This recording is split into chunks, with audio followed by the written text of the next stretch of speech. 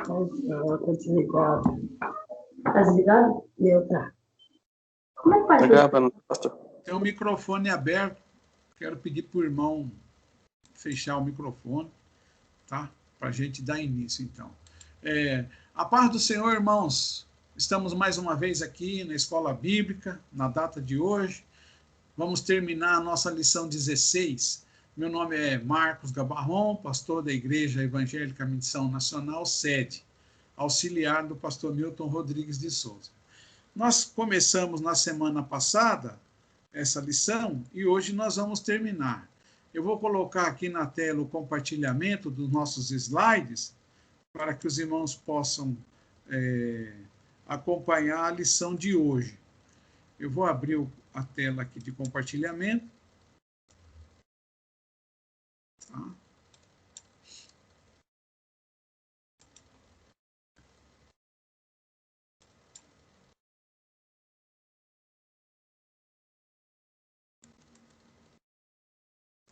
Estou abrindo aqui, tá, irmão? Já estamos chegando lá. Só um minutinho. Às vezes a tecnologia nos deixa meio perdido aqui, né?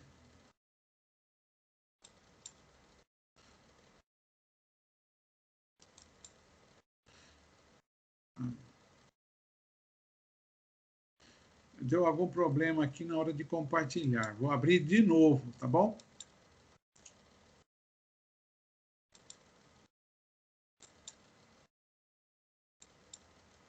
Vou abrir de novo aqui o compartilhamento que deu um problema aqui.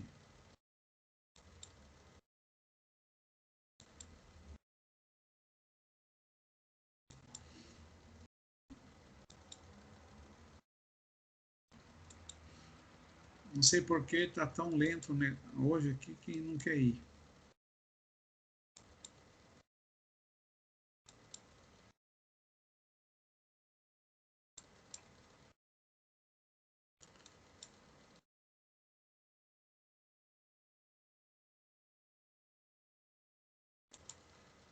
Acho que eu estou quase conseguindo já.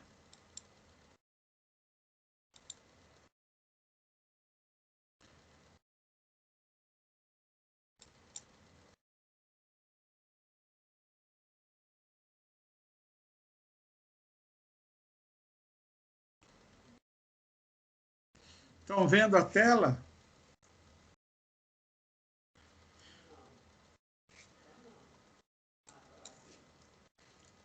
Sim. Vamos dar início então, irmãos.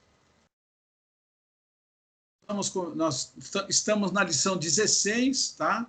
A nossa lição Samuel, o profeta. Tá? E nós vamos já... hoje está lento o computador, está tendo algum problema.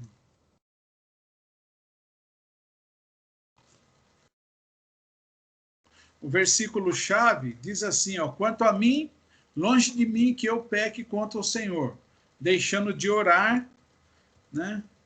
Deixando de orar, quero voltar aqui porque já me atrapalhei. Por vós, antes vos ensinarei o caminho bom e direito. 1 Samuel 12, 23. Versículo-chave, dois aspectos importantes do profeta Samuel, a oração e o ensinamento. Nós vamos em frente, vamos falar do alvo da nossa lição, só recapitulando, que já foi falado, que é saber, considerar qual a importância da oração e do ensino no serviço do reino de Deus. Dois aspectos bastante importantes no ministério de Samuel. Tá? Sentir, desejar na nossa vida ser como Samuel naquilo em que ele teve a aprovação do Senhor. Então, procurar ser como Samuel, agir da forma como ele agiu, na sua honestidade, na sua integridade. Agir, servir ao Senhor em qualquer tempo ou idade. Então, Samuel é um grande exemplo para nós, porque desde a sua tenra infância até a sua velhice, ele continuou servindo ao Senhor. Tá? Ele já tinha uma certa idade quando ele ungiu Davi, rei de Israel. Tá? Estou tentando mudar o slide, mas ele está com dificuldade hoje. Vamos ver se vai agora. O ministério de Samuel, então, a letra A, aqui o desenho, né? Governar, libertar e julgar Israel. Então, o ministério de Samuel, ele foi juiz, ele governou, ele libertou e julgou o povo de Israel. E também como profeta. Então, ele profetizou, revelou a vontade de Deus e cuidou espiritualmente do povo. Então, duas características muito importantes no ministério de Samuel: juiz e profeta. Tá? Vou colocar aqui ó, os slides, né?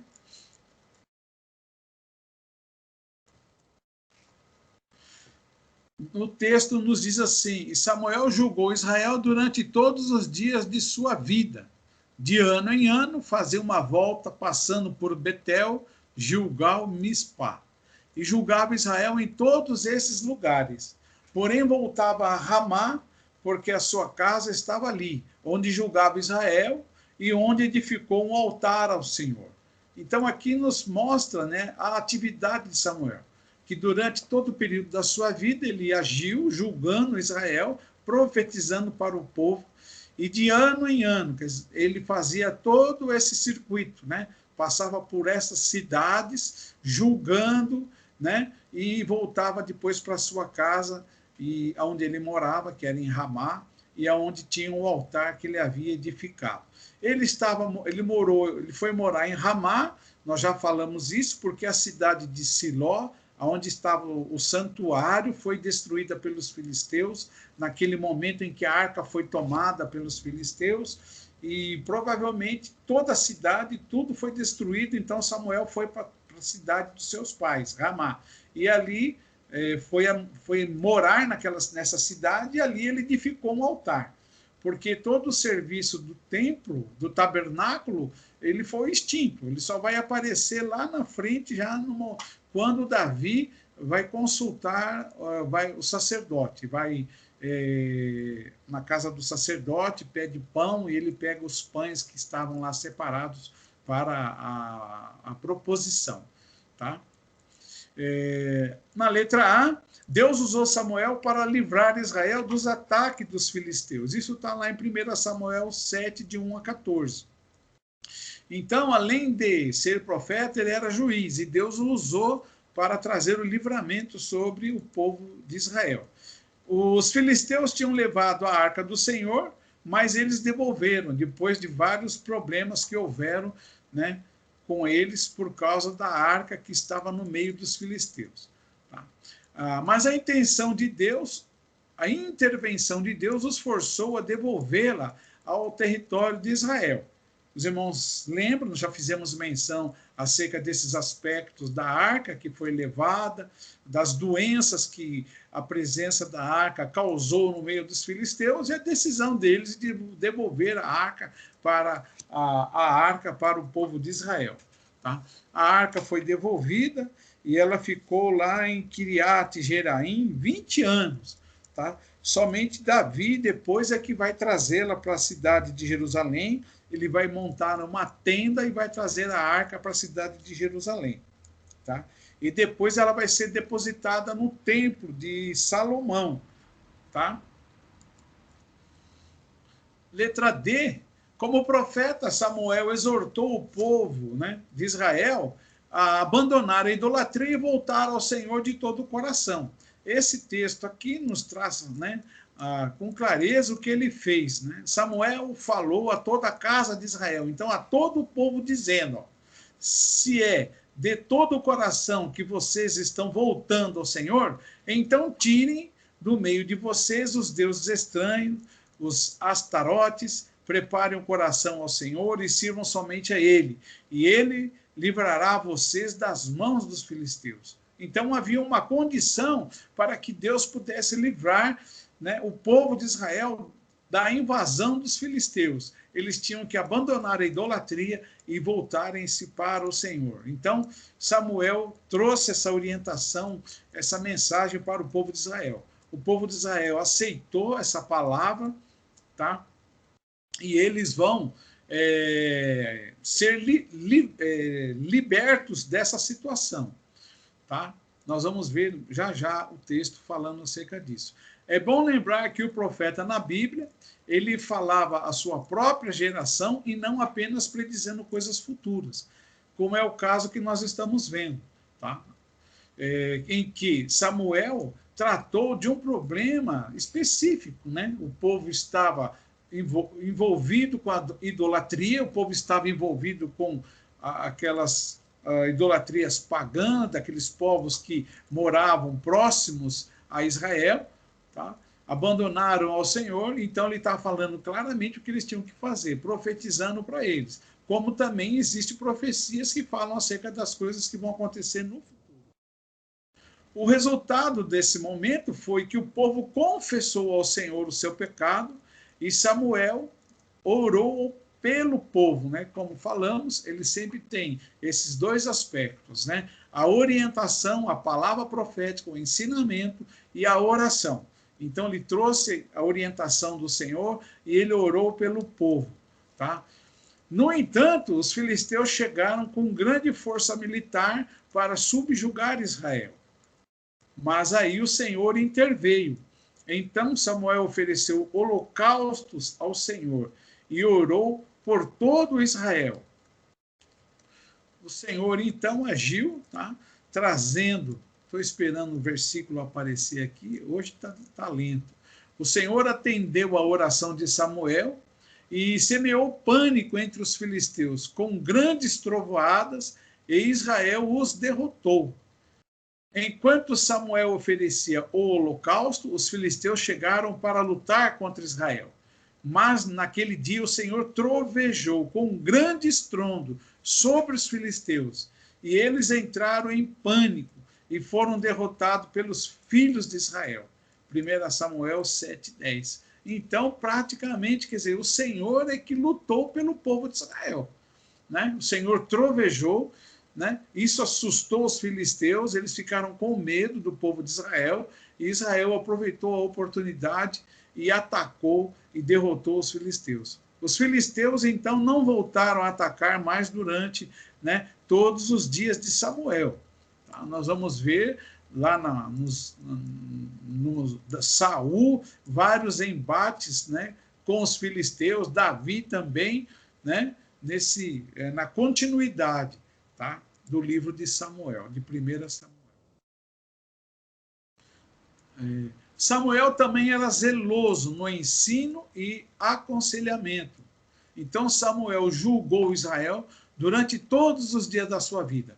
De ano em ano fazia uma volta, passando por Betel, Gilgal, Mispá, e julgava Israel em todos esses lugares. Porém voltava a Ramá, porque a sua casa estava ali, onde julgava Israel e onde edificou um altar ao Senhor. Esse versículo nós já tínhamos colocamos de novo, né, mostrando aqui como que Samuel agia, o seu agir, né, como que ele cuidava do povo de Israel. Então ele ia desde lá do norte até o sul, andando por essas cidades, passando pelo povo, né, levando a mensagem, julgando, né, trazendo para o povo de Israel uma orientação. Então o ministério de Samuel é muito zeloso, dedicado naquilo que ele fazia. E nos dias de Samuel, que pela primeira vez lemos sobre os discípulos dos profetas. 1 Samuel 10:15. Penso que Samuel foi tão certo nas suas atitudes que ele criou seguidores, outros profetas, né? Ele teve outros profetas que o acompanhavam, tá? Que vão aparecer depois nas cidades de Betel, Jericó e Gilgal, tá bom? Também parece que Samuel os orientava sobre o ministério profético. Então Samuel criou, né, um grupo de profetas, né? Saul, quando foi ungido por Samuel, né, a rei de Israel, Samuel disse a ele que ele iria encontrar um grupo de profetas. E aí Saul deveria juntar-se a eles. E quando Saul se juntou a esses profetas, Saul também profetizou. Ele foi cheio do Espírito e ele profetizou junto com aqueles outros profetas. Então nós temos uma noção de que no ministério de Samuel começou a haver uma classe de profetas, né, no meio do povo de Israel. Ok? Nós vamos ver também na história, né, que Eliseu, mais tarde, seguiu esse exemplo de Samuel. Aqui tem um texto de 1 Reis 6, de 1 a 2, que nos diz o seguinte: ó, os discípulos dos profetas disseram a Eliseu: eis que o lugar em que moramos, como o Senhor é pequeno demais para nós. Vamos até o Jordão, tomemos de lá cada um de nós uma viga e construamos um lugar para morar. Então, um momento aqui em que os profetas, seguidores de Eliseus, né, acho que o número deles era tão grande que a casa ficou pequena. E aí eles tiveram que pegar madeira lá no Jordão e construir uma casa maior, tá?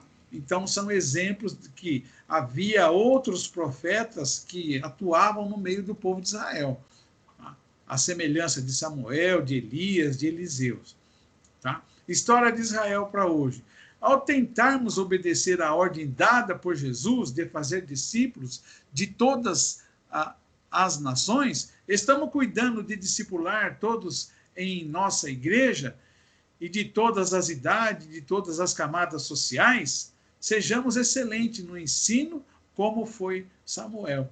Então, aqui uma comparação para nós refletirmos, né? Que assim como Samuel foi excelente no ensino, foi excelente naquilo que ele fez, no cuidado do povo de Israel, tá? Que nós também façamos, porque nós temos da parte do Senhor, em Mateus 28, no versículo 19 e 20, a clara orientação do que nós temos que fazer. A palavra de Deus nos diz assim, ó, portanto, vão e façam discípulos de todas as nações, batizando-os em nome do Pai, do Filho e do Espírito Santo, ensinando-os a guardar todas as coisas que tenho ordenado a vocês. Então, é claro aquilo que o Senhor pede à sua igreja, aos seus discípulos, a cada um de nós, né? Que a gente faça discípulo de outras nações, discípulos, né, para o seu reino, batizar essas pessoas e ensinar essas pessoas, né? E que devemos fazer como Samuel fez, né? Com excelência, com dedicação, como é a impressão que nós tiramos quando nós pensamos nessa atividade de Samuel, que andava por todo Israel, uma vez ao ano, passando de cidades em cidades, né, julgando o povo e atendendo às necessidades do povo de Israel. Nós possamos também ser obedientes, né, a essa orientação do Senhor à sua igreja. Nessa introdução que fizemos, né, de Samuel e os reis de Israel, no tópico 3, nós colocamos aqui, né, que no seu hino de louvor e gratidão pelo nascimento de Samuel, Ana, mãe de Samuel, profetizou a respeito do rei de Israel. Tá? É um momento ainda que anterior ao reinado, mas no seu cântico ela já falava acerca do rei. Aqui nos diz assim: o Senhor julga as extremidades da terra, dá força ao seu rei e exalta o poder do seu ungido. Então, falando de uma certa forma, né, de um rei, tá, de um ungido, pode ser também uma palavra profética para o futuro, trazendo uma referência a Cristo, mas também podemos inferir que faz menção a um reinado, a um ungido que iria ainda ocorrer para o povo de Israel, através do seu filho Samuel. Tá bom? Mas nos diz a palavra o quê? Que naqueles dias não havia rei em Israel, e cada um fazia o que achava mais certo. Está lá em Juízes 21, 20. Tá bom? Inclusive, irmãos, esse versículo é o último versículo do capítulo 21 de Juízes. Até havia falado para os irmãos ler a partir de Juízes 17 até o capítulo 21. Ler esses textos, porque é muito interessante para vocês terem uma noção de como o problema que estava ocorrendo com Israel era muito grave, né? Havia muitos problemas e problemas gravíssimos, como até guerra entre as próprias tribos. A tribo de Benjamim praticamente foi quase dizimada, tá? Por causa das guerras entre eles, por causa de uma situação que ocorreu de uma mulher que foi abusada, né? E isso foi um pecado gravíssimo, né? E a tribo de Benjamim quase foi extinta por causa disso. Tem que ler Juízes 17 a 21 para vocês terem uma noção de qual é a situação.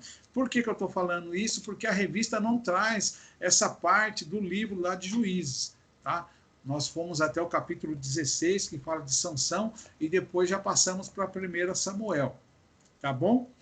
Nós vamos seguir aqui na letra C, tá? O slide, a introdução, né, da nossa lição. Estou esperando aparecer aqui o slide.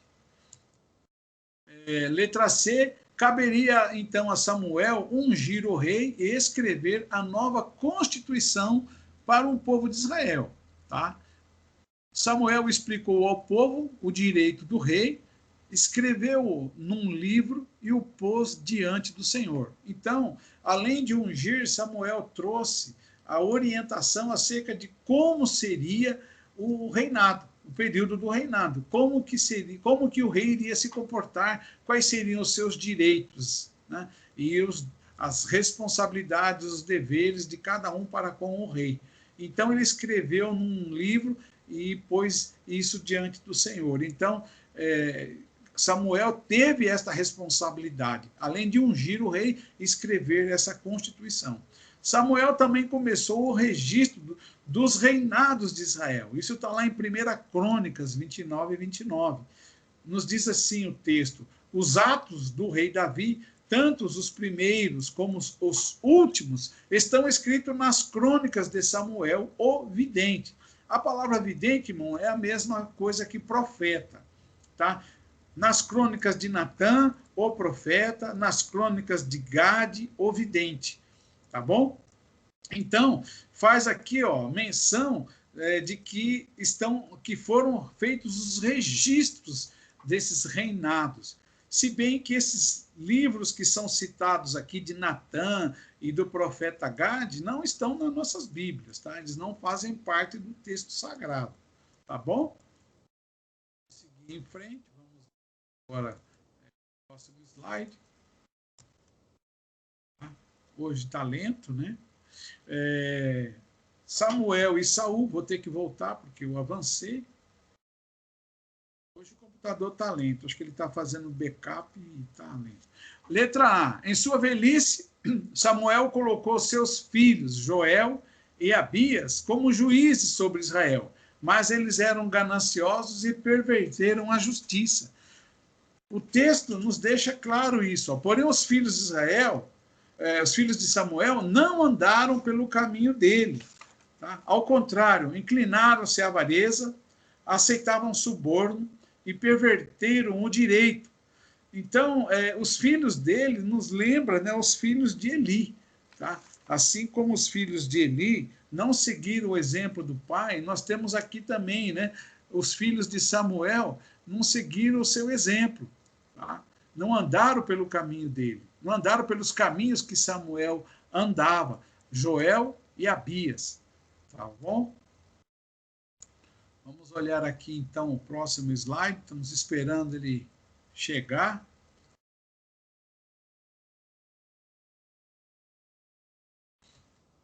Letra B. Por isso Israel pediu um rei. Por causa dessa situação, né, dos filhos de Samuel, que não eram retos diante do Senhor, então Israel vai pedir um rei, porque eles poderiam dar continuidade ao ministério de Samuel. Né? Havia problemas lá no passado, um passado tumultuado de Israel, mas nesse momento Samuel tinha colocado as coisas em ordem, né? Havia afastado os filisteus, Samuel estava cuidando do povo de Israel, tá? E os seus filhos poderiam dar continuidade, mas os filhos não eram corretos, não eram retos, né? Aí então o povo pediu um rei. Tá? Então todos os anciões de Israel se congregaram e foram falar com Samuel em Ramá, lá na casa dele. Lhes disseram: veja, você está ficando velho e os seus filhos não andam pelos seus caminhos, né? Então não seguiram o caminho do Pai. Por isso queremos agora que você nos constitua um rei, para que nos governe, como acontece em todas as nações. Então, eles queriam um rei à semelhança dos seus vizinhos, tá? Que tinham um rei que julgava, que reinava, que mandava sobre o povo. Samuel não gostou do pedido, pois eles estavam declarando que o Senhor não era o rei deles. O Senhor disse a Samuel: atenda à voz do povo em tudo o que lhe pedem, porque não foi a você que rejeitaram, mas a mim, para que eu não reine sobre eles. Tá? 1 Samuel 8:7. Então, eles estavam abandonando o reinado, né, de Deus, o domínio de Deus, tá? A teocracia para um governo humano. Tá? E isso que estava acontecendo. Da mesma forma que em outras situações, Samuel orou ao Senhor, que o orientou, então, como ele deveria proceder. Tá? Ele vai buscar ao Senhor para que o Senhor traga a orientação, como que ele vai fazer nessa transição, em que eles estão saindo do reinado do Senhor para um reino humano. Samuel e Saul, estamos falando desse momento, né, em que Saul será consagrado rei. Samuel tinha que mostrar aos filhos de Israel que a vida deles seria mais difícil sob o domínio de um rei, tá? Que é o texto, né, um texto grande que eu coloquei aqui para nós olharmos esse texto, né, porque esse reinado humano é muito diferente do reinado de Deus, tá? O custo é muito diferente, né? O custo de um reino humano é bem diferente do custo do reinado do Senhor. O Senhor não vai cobrar nada deles. O Senhor está pronto ali a ouvir, ajudar, abençoar o seu povo. Basta o povo ser obediente a ele, né? Já o reino humano, ele vai ter uma série de solicitações, uma série de exigências, que nós vamos ver nesses textos que eu vou colocar aqui. Então, ele disse, né, ao povo: este será o direito do rei que vier a reinar sobre vocês. Ele tomará os filhos de vocês e os empregará no serviço dos seus carros de guerra e com seus cavaleiros para que corram à frente deles. Tá? Ainda tem mais texto aqui. Estou colocando aqui para nós. Ele porá alguns por capitães de 1000. Deixa eu voltar aqui porque hoje está complicado.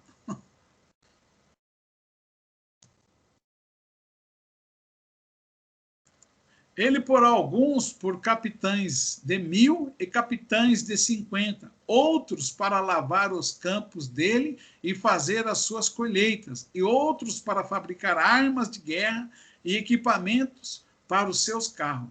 Tomará as filhas de vocês para serem perfumistas, cozinheiras, padeiras. Tomará de vocês o melhor das lavouras, das vinhas e dos olivais, e o dará aos seus servidores.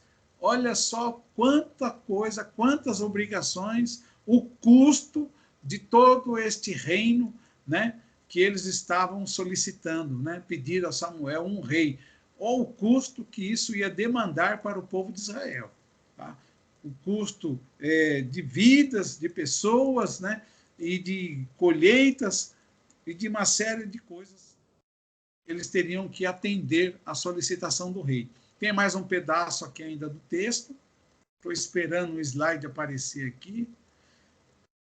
Não quero avançar para não fugir. Deixa eu ver se já deu certo. Ficará com 1/10 dos cereais e das uvas que você escolherem, para dar aos seus oficiais e aos seus servidores. Também tomará os servos e as servas de vocês, os melhores jovens e os jumentos de vocês, e os empregará no seu trabalho. Ficará com uma 10ª parte dos rebanhos de vocês, e vocês serão os seus servos.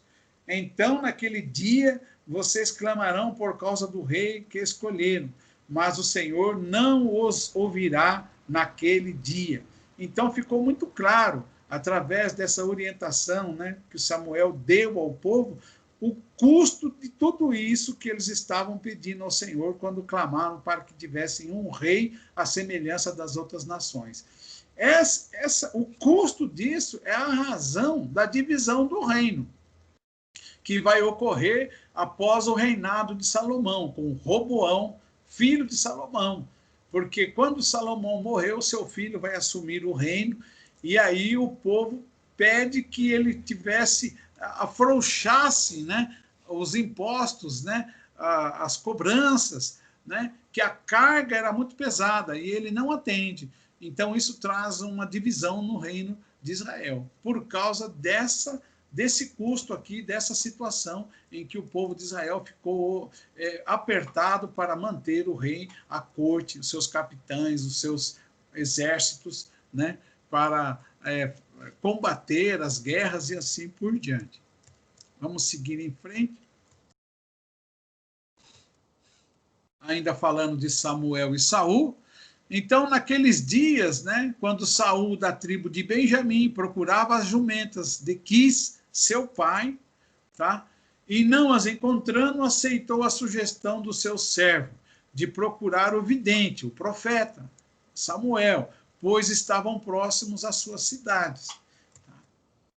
Na véspera do encontro com Samuel, Deus já tinha revelado ao profeta que seria Saul rei sobre Israel.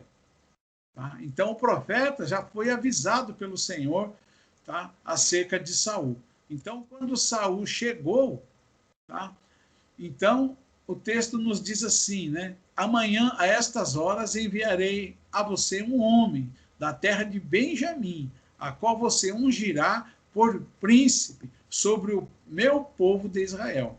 E ele livrará o meu povo das mãos dos filisteus, porque olhei para o meu povo, pois o seu clamor chegou a mim. Tá? E aí, então, quando se encontraram, Samuel revelou que as jumentas já tinham sido achadas, porque Saul tinha saído para procurar as jumentas do seu pai. Tá? E aí, então, Saul acompanhou Samuel até o sacrifício, e na manhã seguinte, Samuel ficou a sós com Saul e o ungiu rei de Israel, que Saul manteve em segredo.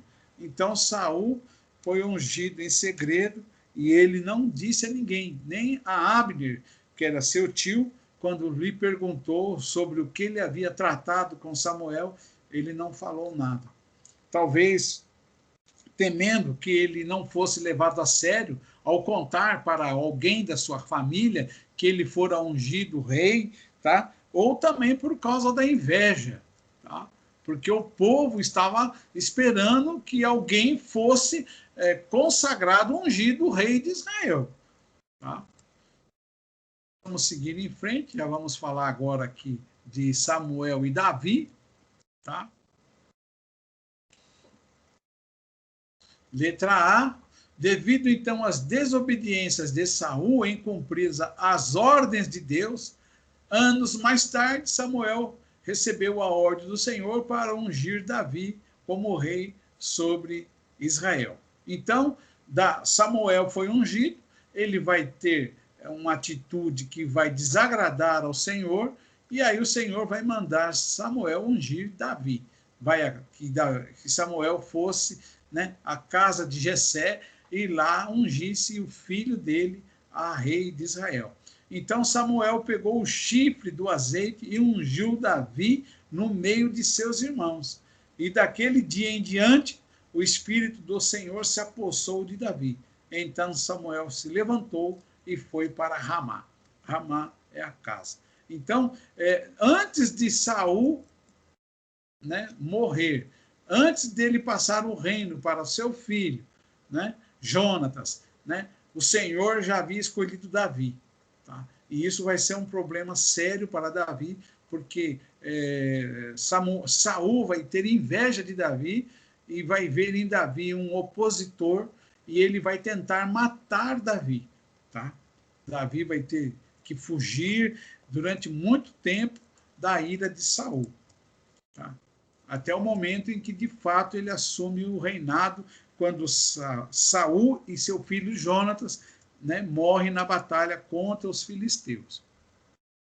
Na letra B, falando sobre Samuel e Davi, depois ainda Samuel trabalhou com Davi nos preparativos para o culto do templo que Salomão haveria de construir. Então, esse momento ainda não tinha o templo. Salomão vai construir o templo, mas Davi e Samuel estão organizando, tá, aquela tenda que fora construída lá em Jerusalém, onde estava a arca, restaurando, então, ali o trabalho dos levitas, os sacrifícios, tá? Então, aqui, Crônicas, 1 Crônicas 9, 22, nos diz assim, ó, todos estes escolhidos para a guarda das portas foram 212. Estes foram registrados pelas suas genealogias, nas suas respectivas aldeias, e Davi e Samuel, o vidente, os constituíram cada um no seu cargo. Então, falando de uma atividade conjunta, Davi e Samuel, né, nesse momento em que ainda o templo não fora construído, mas estavam colocando, né, o que diz respeito à questão do sacerdócio, dos levitas, das atividades de cada um, em guardar a arca, os objetos do templo, os guardas que ficavam ali durante todo o período, né, guardando aqueles objetos, tá bom? História de Israel para hoje. Então, Samuel viveu intensamente ao lado do Senhor, ouvindo e cumprindo suas palavras, mas principalmente consultando a Deus antes de tomar decisões. Você tem consultado a Deus antes de tomar alguma decisão? Essa é a pergunta para nós hoje. Nós vamos dar uma paradinha de alguns minutos aqui, porque praticamente estamos terminando, né, os nossos slides, para colocar essa questão para nós aqui, né? Se nós temos consultado a Deus antes de tomar alguma decisão. O que os irmãos poderiam me dizer, né? Todo mundo levantar a mão e falar assim, eu faço isso, né? Ou nós temos alguma dificuldade de ouvir, né, a voz do Senhor, né, de buscar ao Senhor, de clamar ao Senhor que Ele nos dê orientação, nos mostre qual a melhor escolha, qual a decisão qual deve ser a nossa decisão diante dos fatos da vida, dos problemas, das decisões que temos que tomar. O que os irmãos acham? Alguém poderia falar? Alguém quer falar? Se acha isso importante, se isso acontece com você? Pastor, posso falar da minha parte, sim. Eu, no meu íntimo, quando eu busco algo, eu tenho algum plano, alguma coisa, alguma decisão a tomar, ele tem me atendido, tem me mostrado o caminho. Acho que é parte importante da nossa intimidade com esse relacionamento com Deus. Importantíssimo. Ou a gente faz como aquele que a gente vai lá na loja, vou colocar aqui de um jeito aqui, né? A gente vai na loja, compra um carro, pega o carnê, né? E vai embora. Aí depois a gente fica assim, Jesus, como é que eu vou pagar? Senhor, me ajuda. Me ajuda, me ajuda. Né? E às vezes a gente não pede a direção do Senhor, né? Para que isso não para que a gente possa ter o melhor momento, né? Não é errado ter um carnê. A gente não tem, às vezes, recurso para comprar um carro, né? Tem que entrar na base do carnê mesmo. Eu acho assim, mas o momento, às vezes, né? Por experiências que nós tivemos, aqui, posso falar de mim, aqui na minha casa, quando não é para ser, cria-se um bloqueio. Fecha-se uma porta, né? Você está todo esperançoso, aquela porta é fechada, e aí você cai em consciência no seu íntimo que foi a resposta de Deus mesmo. Eu vejo assim. Ele nos responde. De uma maneira ou de outra, ele nos responde. Porque A gente pode até ficar meio decepcionado, tudo, mas depois a gente cai em consciência que, né, não era para ser. Certo. Eu acho que Deus responde. Nós aqui, às vezes, não estamos atentos, né? A voz dele, né? O agir dele, né? A manifestação da sua resposta, né? Às vezes nós estamos longe, né? Distraídos, não estamos atentos, né? O exemplo que nós temos aqui em Samuel, que nós estamos estudando, é que você vê, qualquer circunstância que surgia, Samuel fazia o quê? Ele ia orar, né? Ele parava, vamos orar, vamos ver o que o Senhor tem a nos dizer, o que o Senhor vai nos falar, né? E ele orava ao Senhor, aí o Senhor dava a ele a resposta, e ele comunicava a resposta dele para o povo de Israel, né? Para o povo de Israel, para Saul, e assim ele falava para o povo que estava se... qual era a resposta do Senhor, né? Eu acho que nós temos que aprender como nos relacionar com o Senhor, né? Nesse sentido de, nas decisões da nossa vida, buscarmos uma orientação, buscarmos uma resposta, pedimos ao Senhor que nos traga conhecimento qual é a melhor escolha, qual é a sua vontade. Porque tem decisões que a gente toma na vida que praticamente é para a vida toda, né? Não tem como voltar atrás, né? Não tem como voltar atrás, né? Às vezes é difícil. E tem batalhas que a gente tem que enfrentar revestido, né? Se a gente for enfrentar de cara limpa... Tem que estar revestido, você falou, né? Tem batalhas na vida aí que a gente não dá para enfrentar sozinho, não. Tem que estar revestido com poder, né? Aliás, a gente vê exemplos no Velho Testamento, né? Alguns enfrentamentos com outros povos, né? Que foram sem a ordenança de Deus, deu em nada, né? Perderam guerra, perderam homens, né? E depois Deus mostrava, né? Por meio dos profetas que não era para ser feito daquela maneira, né? Um exemplo que eu me lembrei agora, que até vou responder à pastora Sônia, que outro dia nós falamos acerca da arca, né? Dos filhos lá de Eli, né? Ofni e Finéias, que eles pegaram a arca e levaram a arca para ir à frente deles naquela batalha contra os filisteus. E nós falamos que a arca não é amuleto, né? E aí surgiu aquela questão, nós conversamos aqui, depois eu fiquei pensando, né, que a pastora Sônia colocou a questão, né, de que em outro momento a arca foi levada também à frente, né, quando o povo atravessou o Rio Jordão, quando o povo sitiou a cidade de Jericó, a arca estava presente, né, e a arca estava ali sitiando e Deus deu a vitória, né. Eu acho que a explicação para essas duas diferenças é justamente essa questão que nós colocamos, né? O povo, quando levou a arca para atravessar o Rio Jordão e sitiou a cidade, e rodeou a cidade de Jericó, Deus tinha mandado eles fazer aquilo. Deus ordenou que eles fizessem, né? Deus mandou que eles fizessem daquela forma. Então, foi a resposta de Deus para aquela situação. Então, Deus respondeu. E aquele momento em que Ofni e Finéias, naquela guerra com os filisteus, pegaram a arca e levaram a arca, eles não tinham a resposta de Deus, não buscaram a Deus para que Deus dissesse a eles, leve ou não leve, né, para a frente da batalha. Eles não tinham essa resposta, e eles agiram no ímpeto humano, né, na decisão deles, sem consultar ao Senhor, como é o que nós estamos falando aqui, né, de consultar a Deus. E aí eles foram lá com a arca e o efeito foi negativo, né? Tinha morrido 4.000, morreu mais 32.000 soldados de Israel, né? Porque eles estavam achando que era só uma ação, né, ação religiosa, né, vamos assim dizer.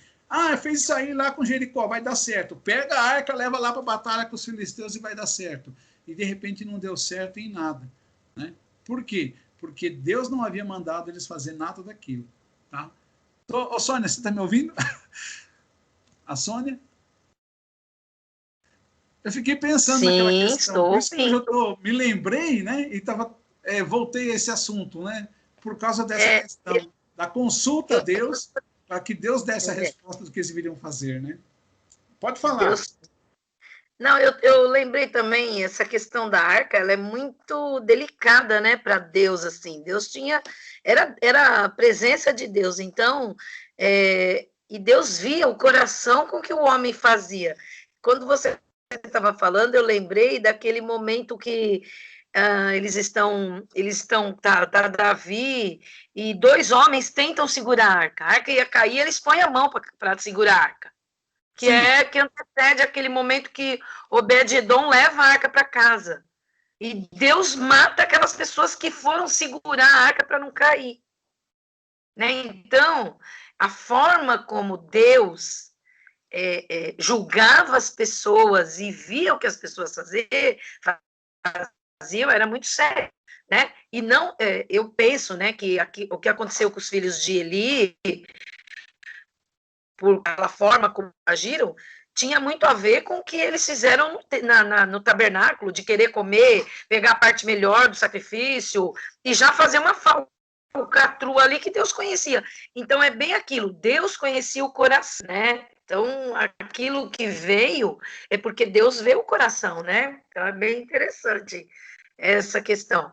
E só aproveitando que, como eu já estou falando, aproveitar sobre isso que o pastor levantou, de perguntar para Deus qual que é a vontade de Deus. O pastor deu o exemplo de carro, né? Eu tenho esse exemplo do meu carro.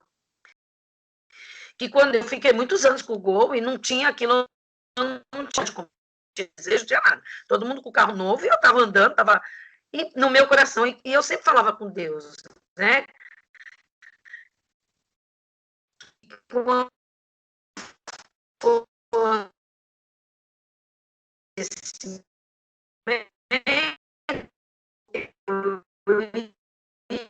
Eu senti desejo de trocar, perceber que isso é coisa, né? Não cabia fazer carro na minha porta, e depois eu olhava e tinha um defeito, uma coisa que não estava legal. E aí até que chegou um momento que eu falei, olha, eu não vou procurar carro, eu vou ficar em paz, e o que tiver que ser, alguém falou isso aí, né? Acho que foi, não lembro quem foi que falou, alguém que tiver que ser, vai ser, né? E vai ser, mas não assim, o que tiver que ser, vai ser de destino, mas vai ser aquilo que vai ser da vontade de Deus. E as coisas aconteceram de uma forma assim, tão de Deus, né, quando eu comprei esse carro, que eu falei, realmente, né, agora quando você estava perguntando, eu falei, se nós colocarmos mesmo, né, aquilo que a gente deseja, aquilo que a gente quer diante do Senhor, vai realmente acontecer. Ele vai promover aquilo, porque Ele conhece o nosso coração.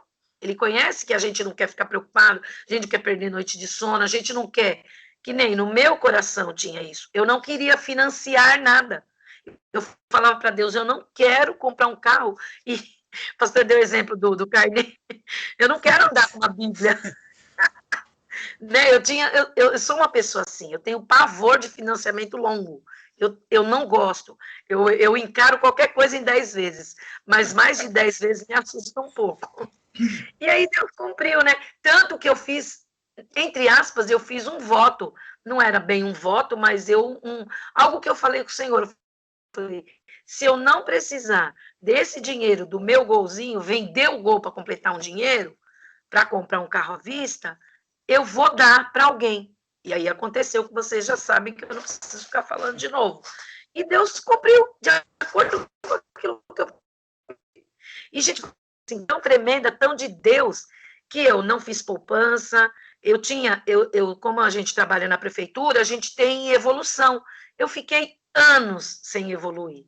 E quando eu fui ver, as 2 evoluções que eu tinha, era o dinheiro do carro, que se tivesse na minha mão, eu tinha gastado, eu não tinha guardado nada. Ou seja, Deus guardou, poupou aquele dinheiro, né? Eu julgo assim, né? E já contei isso até na escola.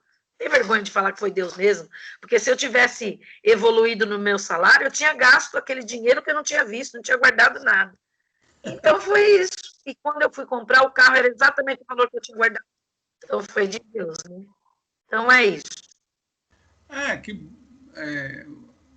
A sua história, o seu exemplo é muito bom, né? A gente tem que confiar no Senhor, pedir orientação, consultar o Senhor, porque as decisões que nós tomamos, às vezes, têm influência por muito tempo, muitos anos, e às vezes é por uma vida toda, né? Não tem como voltar atrás, né?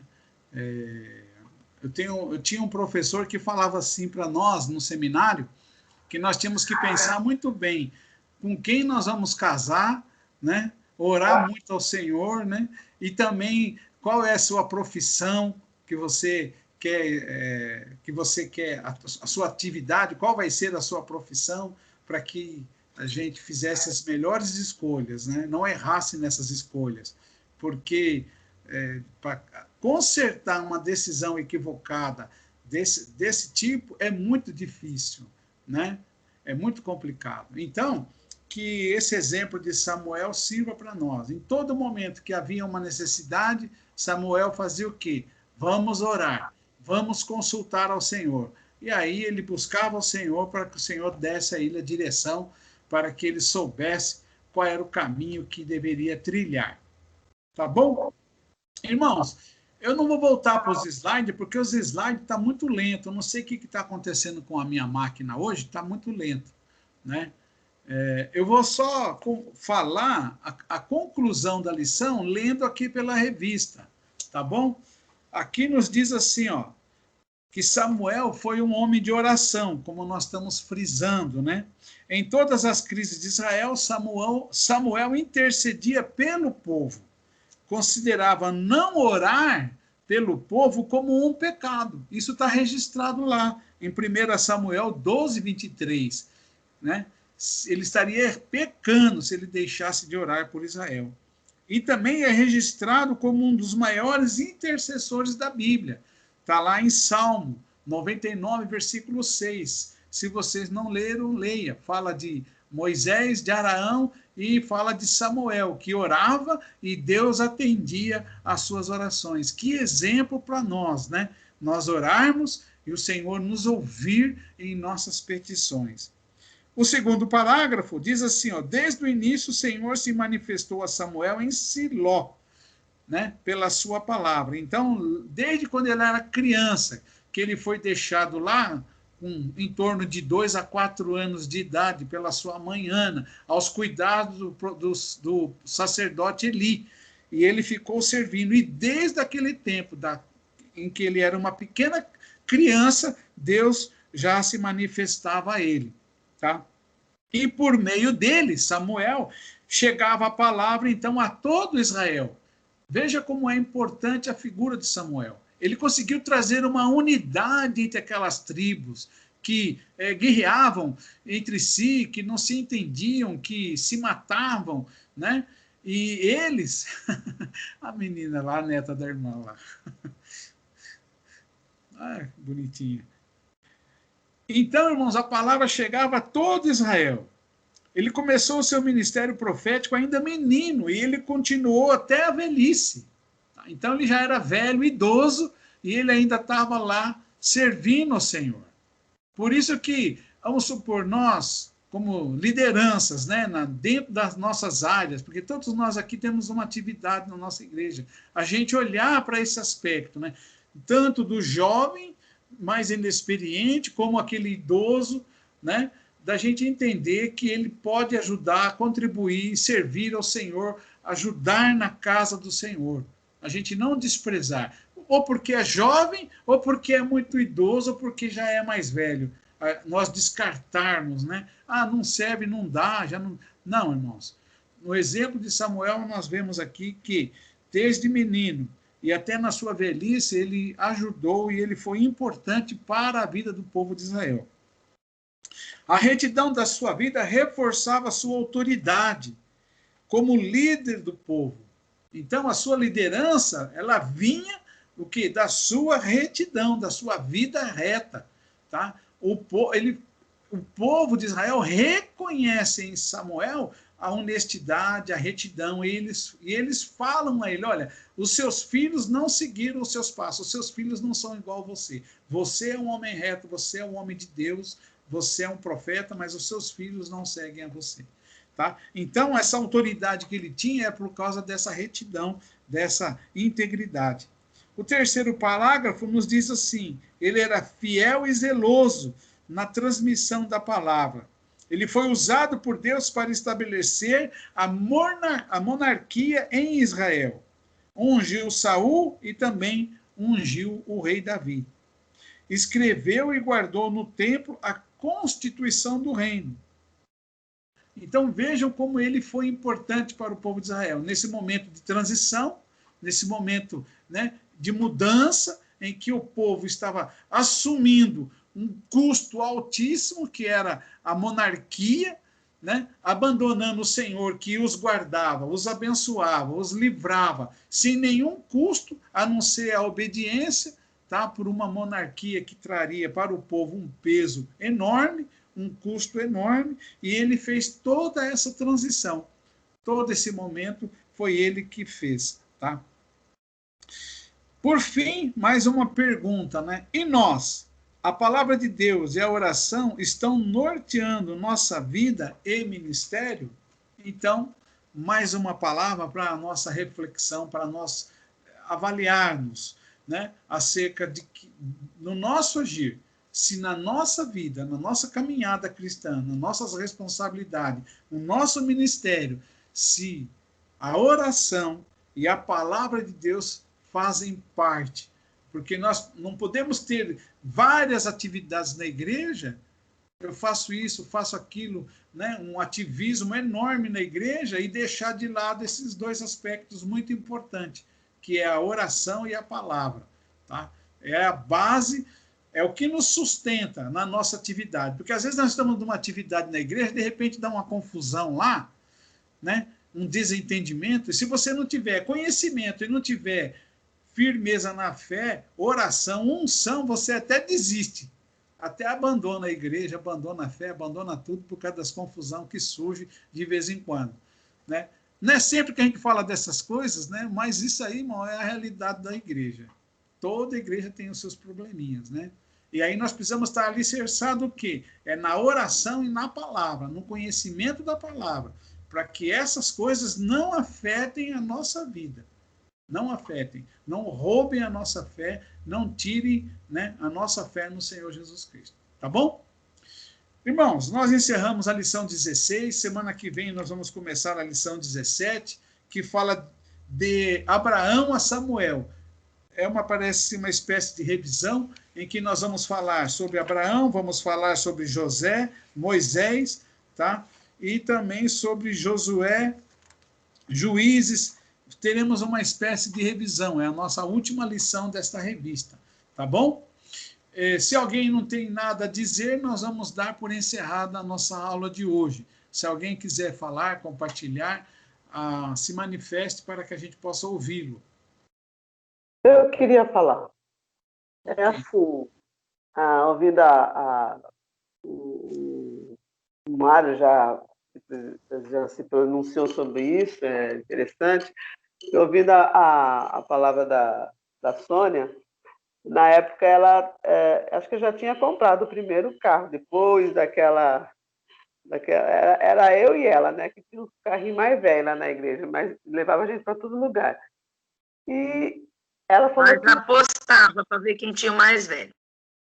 Ainda apostava. Aí eu ganhei. Eu ganhei. Com isso, né? Porque eu tinha um Monza que eu fiquei até com os braços fortes. Mas, assim, como Deus age na vida da gente, daquele que confia, né? Pelo menos a mim não abalava, não. E aí, quando ela foi comprar o carro, ela falava e queria assim, e quando ela comprou, ela falou para mim que Deus fez uma coisa tão linda na vida dela, inclusive até eu falei, nossa, só isso, Sônia? Pelo amor de Deus, lá não tem um para mim, não, que eu ia trocar, onde você comprou. Então, é isso que Deus faz, né? Não era um carro velho, falando de carro, um carro velho que os outros falavam que ia abalar a fé e a gente se apressar e sair aí fazendo as coisas sem a direção de Deus. Então, isso é muito importante, é muito importante. Às vezes, nas mínimas coisas, a gente pega, vai e faz. Isso é fato, sim. Mas quando é um caso mais sério mesmo, mais, sei lá, mais caro, minha mãe dizendo aqui, a gente toma assim e pede a Deus que dá a direção. E uma coisa muito importante, a gente entender, compreender a voz do Senhor, aquilo que o Senhor tem, mesmo que seja contrário à nossa vontade, porque, né, a vontade de Deus é perfeita na nossa vida. Mesmo que seja contrário àquilo que nós queríamos, se Deus falar não, e for Deus mesmo que fala, a gente entender, é bom obedecer. Porque depois vem as dificuldades, né? Depois vem aquilo que a gente não queria. Mas a Sônia, na época, confessou para mim, né, sobre isso, eu glorifiquei a Deus e estamos aí, estamos aí. Eu já estou com outro carnezinho aí. Espero em Deus que continue ajudando. É isso. Irmãos, então estamos encerrando, tá? Quero agradecer aos irmãos pela participação, por cada um daqueles que está conosco, né? E que Deus os abençoe. Semana que vem nós voltamos à aula, mas na quarta-feira, no mesmo horário, tá bom? Muito obrigado, Deus os abençoe. Davi, você encerra e depois nós vamos orar, assim que ele encerrar a gravação.